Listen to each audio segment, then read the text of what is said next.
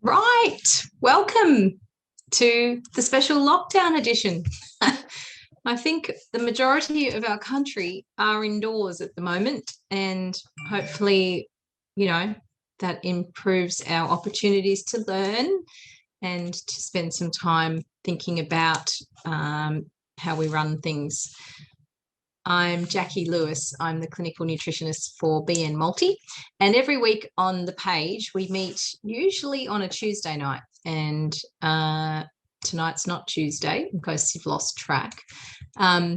Generally Tuesday night at 7, and we discuss all things bariatric. So each week we have a different topic that we cover, and generally it's been featured in our group. So if you're not part of our group, you'll be wondering what's going on. So you better hop over and join the group. BN Bariatric on Facebook. And throughout the week, we showcase different relevant information to patients who've had weight loss surgery for the journey and beyond. So we cover things like nutrition. This week, we're talking about how to find worthwhile recipes and what to look for in a recipe, given that there's a few different things we really focus on as far as how we're choosing food and the process around that without giving too much away. We're also introducing this month's challenge. So each month we have a challenge that features on our challenge calendar. So I'll introduce July's challenge so we can all get started together, and I'll direct you to the downloads and that sort of thing. We also talk about our Transformation Tuesday winners. Every week we have a winner of people in our group who've shared their success story. May not be related to just before and after photos, which are always good to see, but could also be related to amazing things that they're doing they never thought they might be able to achieve, or revisit things from things they used to join their childhood and that sort of thing.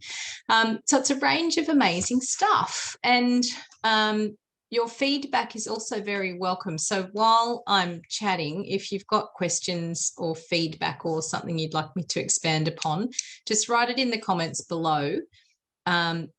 Sometimes I don't get to it in the session, but I always check later on, and I get back to you as soon as possible as far as directing you to different info that you need. And during the week in the group, there's always opportunity to post your questions about either the topic that we're working on for the week or anything that's coming up for you. And towards the end of the week, we collate all those questions. We answer them throughout the week, and the community takes care of you really beautifully as well.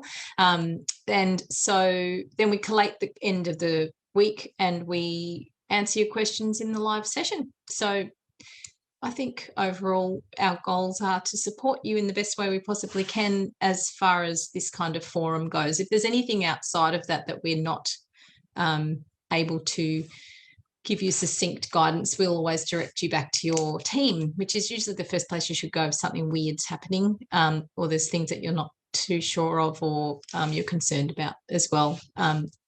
Yeah, so that's the intro. This week we're talking about how to find nutritious recipes online. And I reckon we've got that covered pretty well, just saying. On our website, you'll find a tab on the bnmulti.com website. You'll find a tab called Bariatric recipes, and in there you'll find a range of different formats of recipes, different ones you can print off on their own. We've got video recipes we've done in the past. We've also got some amazing ebook downloads. So we'll kind of direct you there to begin with. And that helps those who are starting the journey, because we've done specific books that cover the different phases just after surgery. So there's a liquid and puree book and a soft solid book as well. And they're all free. You can help yourself to those and download them. While you're on our website, you'll find another tab called BN Blog, which is where our weekly blog from the newsletter is housed. So this week you'll find we have written a blog about where to find worthwhile information and healthy recipes, and then other people that you can follow on, Insta or wherever. We've also got a list of different apps you could utilize and just safe places for you to go so that you know that what you're looking for is being met from a more, I guess sometimes when you're looking for things on Facebook, you can think you've found what you want, but you might find that it's not very well sourced. So we have given you a list of different places you can look that came out in the website, in the newsletter today, different safe places for you to go that you know that the recipes and ideas and the genre kind of understanding of nutrition and food is well sourced as well, so it won't lead you down the garden path as far as that goes. So I will talk about that first. I've got it up here. Looking for recipes online, have a look at ours. The way we put together the recipes, and I'll also go through how to pick a good recipe. So if you're looking online for something that you might like to make, you can kind of get to the point, hopefully, where you'll look at a recipe and go, nah, that hasn't got in it what I need to meet my protein, carbohydrate, fats, blah, blah, blah. So you'll get good at that with practice when you know kind of how your meals should look, and then you'll read a recipe, read the ingredients in it, and you might see that I gave an example in the newsletter today of, you're faced with a choice between fettuccine carbonara and beef kind of stir fry or a curry. Which one would you choose? And so looking at the ingredients of the fettuccine, I'd go, it's pasta first, then it's cream, then it's bacon, maybe a couple of mushrooms chucked in there, some flour and some butter or cream. I would go probably not. Then I'd look at the beef, maybe a curry or maybe a warm stir fry salad or something like that. Looking at, does it tick the boxes for you? There's meat, there's iron, there's vegetables, they're slow cooked. They also have plants. You might put some chickpeas in there. So it's looking at those two as a pretty far apart example. I mean, it's pretty glaringly obvious that the fettuccine carbonara is pretty much a dumping risk. Or it's something that you might enjoy because it's your birthday and it's your favourite meal in the world, then you'd say yes to it. If you're looking at reaching your weight loss goals quickly, you probably wouldn't have fettuccine carbonara for 3 nights for dinner. So it's those kind of things where you get to be discerning about looking at the list of ingredients that are in a recipe and knowing, how it's going to work out for you from a health perspective. This is cool. I've just opened up our blog, which is very cool. But the recipe on there for pumpkin bread I've been looking for because I absolutely love it. And in winter, it's beautiful. And it's it's just one of our showcased video recipes as well. So that was a bit of a find for me personally. But check it out. If you haven't got the blog, I actually posted the link to the blog in the group today. And just down the bottom, there's a video recipe for pumpkin bread. And I reckon it's one of the best. And I think in that one, you can substitute the pumpkin with banana and it comes out pretty much the same. So it's got a bit of versatility as well. So that's what we aim for. The other thing I like to do is have a look at different apps that help you as far as cooking goes and, where to get good recipes from. We have an app. I don't know if you know about that. It's called BN Awesome. And doesn't have recipes as far as I know, but it's got links to our blog. You can cut into our, from the app, you can go into our website and find the blog in there. So it's all on your phone pretty easily in the one spot. Tracks your progress, gives, maps out your ideal weight and all that sort of stuff. So that's a really good option. I think you can also track your water intake and that sort of thing. From a food point of view, if you're tracking your food intake, MyFitnessPal is a good one, and Carb Manager, I also like that one as well. There's a few others, and other people who are running recipe apps is pretty new. There's one called Blender Girl Smoothies, and that gives you obviously a range of good ideas for healthy smoothies. there's a woman I love. Her name's Teresa Cutter, and she also goes by the name of the Healthy Chef. I've got most of her books because I'm still a paper kind of recipe person.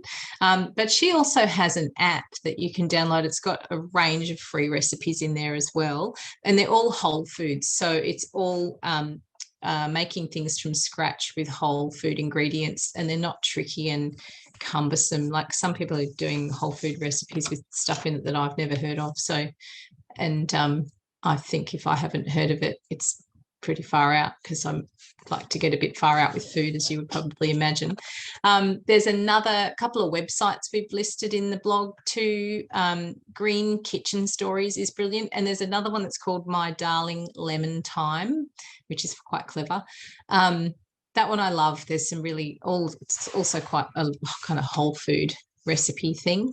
And there's a range of blogs we suggest. Dave Asprey is wonderful. He's probably one of the bigger, well-known bloggers. There's another one called My Bariatric Dietitian, and there's some good reading in there as well.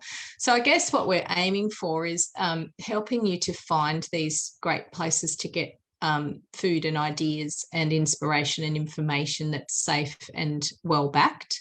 And all of these people who are, most of them are qualified nutritionists, or they've got some kind of connection to, actually using evidence-based ideas for their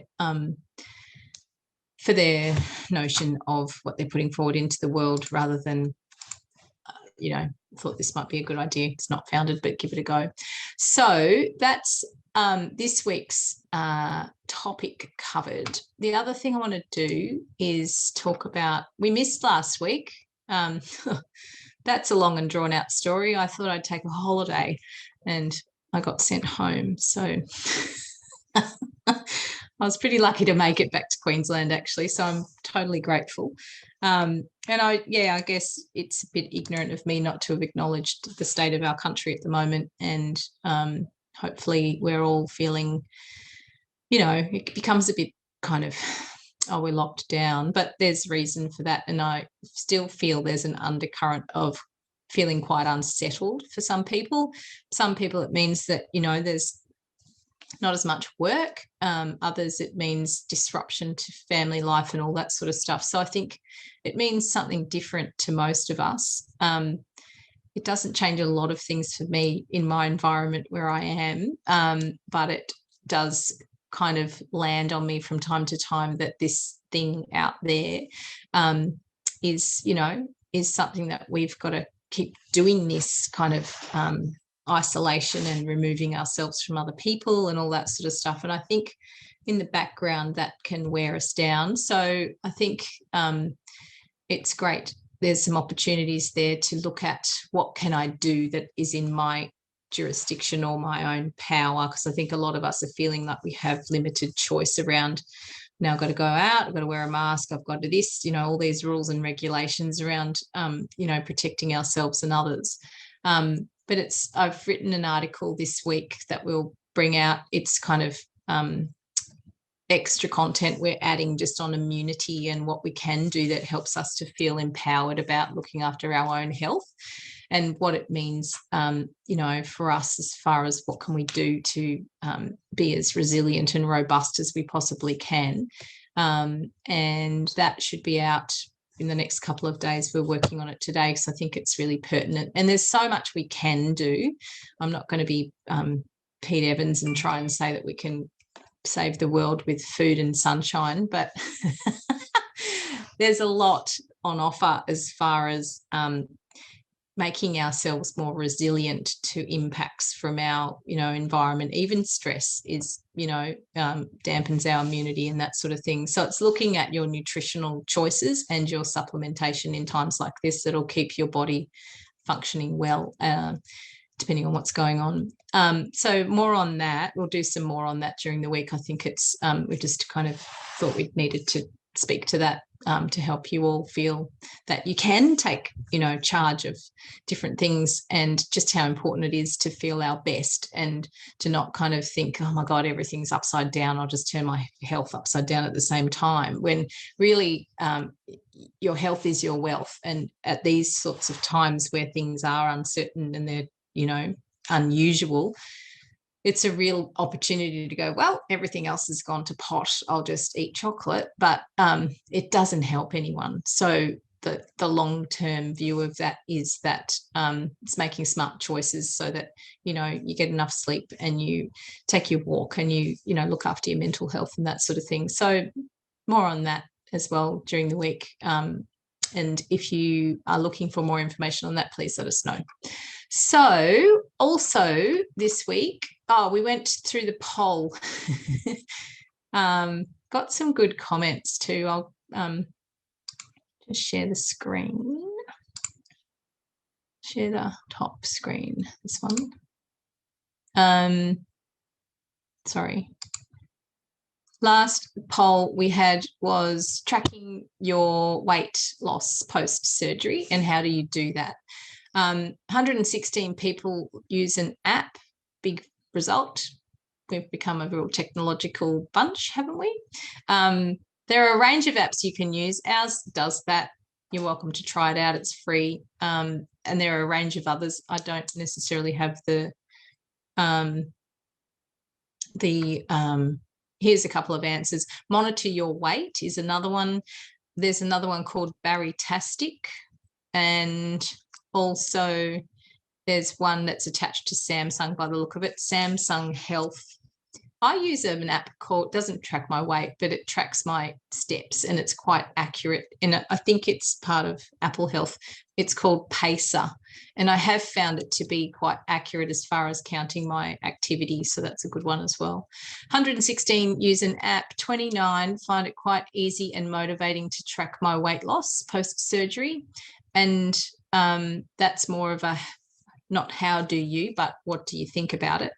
23 people said, I track my weight loss post-surgery, but I struggle to keep on top of that, which is also okay. It can mean that you're either happy with what's happening, or it could be the other end of the spectrum where you don't want to know. So when you're in that space, it's a good thing to check. And it is, they have proven that not every day checking it's not healthy, but certainly, and I think I read a study that said that men need that visual feedback of seeing what's going on, whereas women can feel, my clothes fit differently, or they've got a better kind of understanding of what's changing from a more introspective perspective. So yeah, we don't encourage you to step on the scales every day and work out what your mood's going to be based on the result of that, because that would just do your head in. 7 votes said, I don't bother with tracking at all. I don't know if I'd recommend that for the longer term. Sometimes in the early stages, you can go, well, it's all happening, I'm not hungry and I'm losing weight and it's all kind of feels like it's on track and I don't need to track at all. But later you do need to kind of take stock of what's happening and just check in with yourself, and that's a good thing to do. The next couple of weeks, we're talking about journaling and checking in with yourself and how to do all of that as well. So we'll to help walk you through that. 5 votes. I track my weight loss post-surgery through a journal, and it keeps me accountable. And keeps me accountable on what I've achieved. So that's what I was just talking about. I would love to see that at 116 like the apps, but it's a similar notion. 5 votes. I'm happy to weigh myself and see kilograms dropping and occasionally get the tape measure out. 3 votes. I used to track religiously, but I found it harmful after reaching goal weight. That's interesting. And some people, when they reach their goal weight, they're petrified of the gain, so they stop weighing, and then they might get a sneaky gain and then they get a shock. So it's interesting, and it's a hard one, because it could also be that, you've reached your goal and you're happiest you've been in your life and everything's tracking beautifully. So everyone's situation is different. 3 people said, I track my weight loss through how my clothes fit, not on the scales. And this I like. this is a great way of measuring. And I often encourage you to keep one piece of clothing or a set of clothing from your before, so that when you're having a down day and you get on the scale maybe and you go, oh, nothing's moving, put your clothes on, because often you'll go, oh, okay, things still are changing, because it's more about your composition, as I've said, than your actual weight on the scales. And we really are trying to help with dispelling that dieting notion of, you know, my weight is all I am. And it's part of weight loss surgery, but at the same time we try and keep it tempered. One vote, I found it hard to track and I need help if I'm doing it correctly. And so hopefully the answers below would help with ways of tracking. I encourage the body composition scale, because for one, it gives you a bit more of a subjective understanding of what's changing, rather than boom, here's your weight on the scales and this is, you know, who and what you are. This one gives you your percentage of body weight, your bone density, your muscle levels, and also your you know, your fat composition, how much water you're carrying, that sort of thing. So that's a really great way of tracking progress, as well as getting an understanding of what's changing as well, because weight can fluctuate with fluid retention, menstrual cycle, more muscle on your body and that sort of thing. So you have to be aware of that. Very good. So that is the poll. Thank you all for taking part in the polls. I think it's giving us a good understanding also of what people are thinking. One of the responses said, I'm also a bit worried about tracking too much because I tended towards very disordered eating and obsessive behavior. So I weigh myself once a month, which is a fantastic, that's a huge thing for some people. And a lot of people in our community come from that, like I'm saying, the dieting, obsessive, restrictive, limited, yo-yoing understanding of, you know, trying to lose weight, and yeah, disordered eating, like binge eating disorder or bulimia, that kind of stuff. So cracking that code within your own mind of only weighing yourself once a month is a massive breakthrough. So you're obviously doing lots of work on that. So good on you. One other respondent said, I track through my gym. That's the way, that way it's consistent and I can discuss it with my trainer. That's really a very grown-up way of dealing with it too. So that's perfect. Otherwise, I overthink it and I become obsessed. So there is a real thread of, you know, weighing and what it does to our brains. And it starts at such a young age in our population, because it's all about, you know, and especially if we grew up in the 80s where it was all about weight and, you know, calories, and as much as we need to know kind of roughly what kind of energy value a food has, I don't think we necessarily need to count, because that's another form of diet. So it's finding that sweet spot. So what else do we have here? I don't think you want me to go through 2 polls, do you? I'll probably kill you with boredom. One thing was, that's relevant though, so I'm going to go back on it. What are the ways you use to find the most nutritious recipes online? 44 people. The biggest response was, I follow a number of pages and work out what works for me. I find some good nutritious meals and snacks, which is brilliant. One respondent, which I was happy to read about, was, I turned to Jamie Oliver, and I just, it just reminded me actually, because I kind of forgot about him. He says, I turned to Jamie Oliver. To be honest, the amount of nutrition he has studied over the last few years, his helpful hints and his passion sort me out when I'm feeling stuck. And I agree with Jamie's cooking. It's simple, it's beautiful, it's pucker. It's got, you know, it's simple foods, but he puts together such a range of beautiful herbs and spices and just prepares it and blends things so beautifully that simple food becomes just so lovely and enjoyable. And his recipes are brilliant. I've got a couple. There's 5. There's Saving with Jamie. That's a really good one if you're on a budget. And there's also there's a couple more, but I also do find his cooking. I use all of his recipes at Christmas. So I've got them printed out for turkey, the pork. I use his stuffing. There's a whole lot of, and I did his grandmother's Christmas cake last year. Christmas pud, that wasn't bad. So yes to Jamie, and yes to Donna Hay. She's got a really good book that's called No Time to Cook, and it's huge. It's really thick, and it's a beautiful book to read. My forever favorite is the anti-inflammatory cookbook. I keep talking about that. Chrissy Freer, I did a podcast with her just a couple of weeks ago, and we've got her book on our website as well. That one, it's amazing. You can do dips and different starters. There's lots of breakfast. You could make your whole family's food out of that book and get a real value out of it. I find if I can't print it, or if I can't keep it, I'll only make that meal once, even if it was lovely, and then it's kind of lost. So I find that keeping things, on my iPad or in some kind of, file doesn't necessarily work as well for me as it might for others.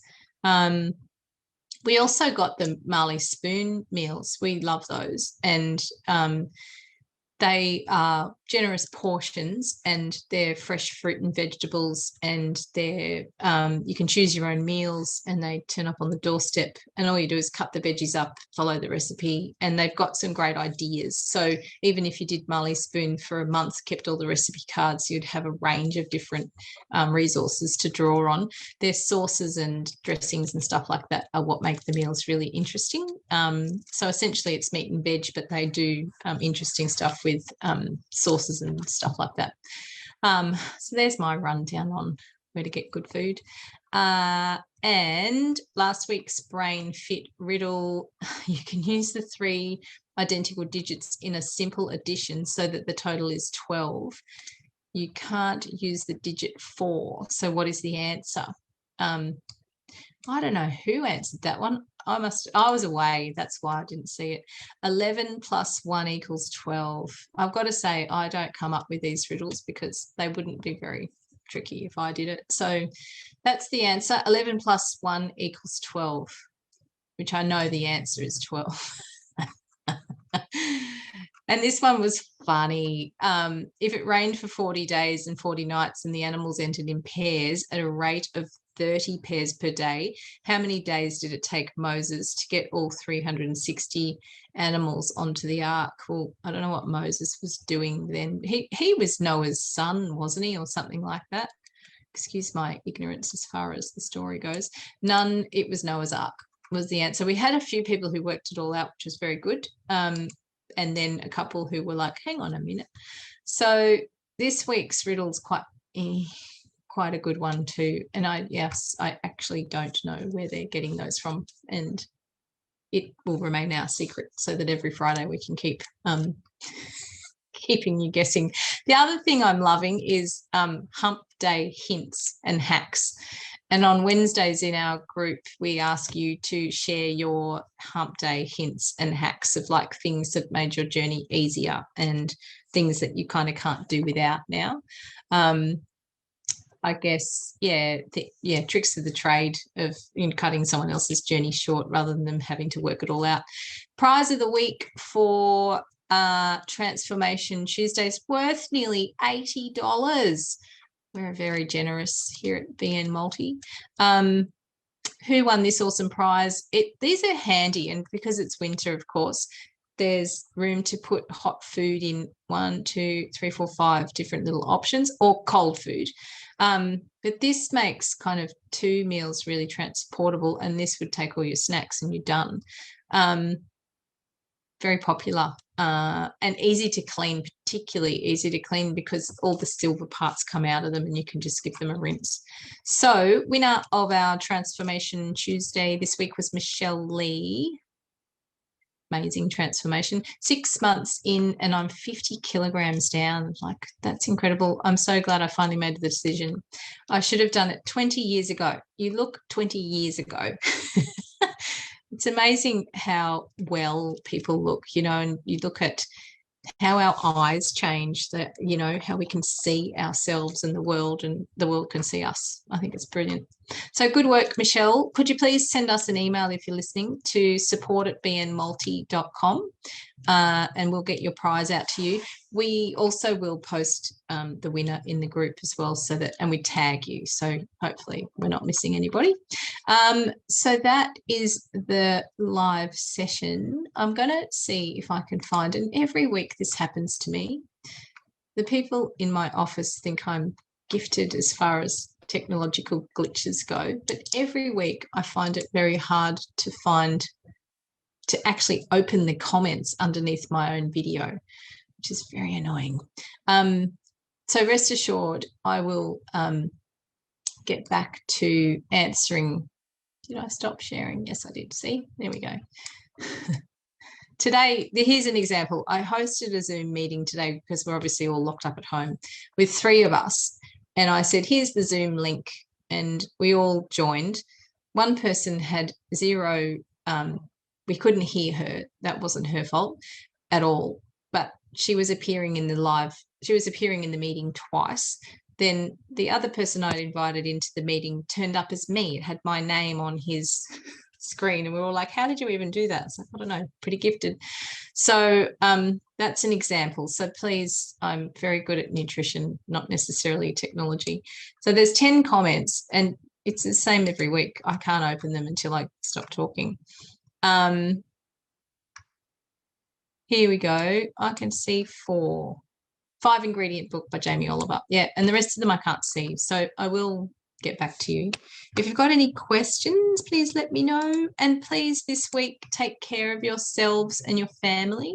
And anyone you know who's, on their own, I think, would be tricky. I have some friends who are in Sydney locked in for 2 weeks and live on their own. So we check in regularly and Zoom each other and just kind of make human contact. And I hope you'll do the same thing, and let's hope that all is well for us and Australia overall, and that you stay well. And please reach out if you need some more information on immunity. Take your multivitamins, eat your protein. They're all part of your immune system as well. And on that note, have a wonderful week. Take care.